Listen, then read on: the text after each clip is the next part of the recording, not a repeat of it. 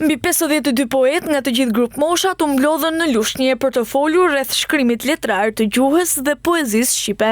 Pjesëmarrësit recituan poezitë e tyre përpara të pranishmëve, ndërkohë që theksuan se lëvrimi i kësaj gjinie letrare është shtuar shumë gjatë viteve të fundit dhe se numri i poetëve të rinj në moshat shkollore po rritet gjithnjë e më shumë. Disa nga poezitë dhe interpretimet më të bukura u vlerësuan me çmime të ndryshme. Poezia nuk është se është pjesë e përditshmërisë të gjithë secilit prej nesh.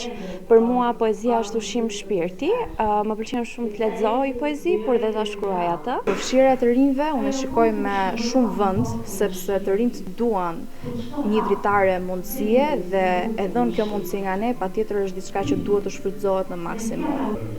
Poet ka shumë. Lushnja është dalluar gjithmonë që ka pasur poet.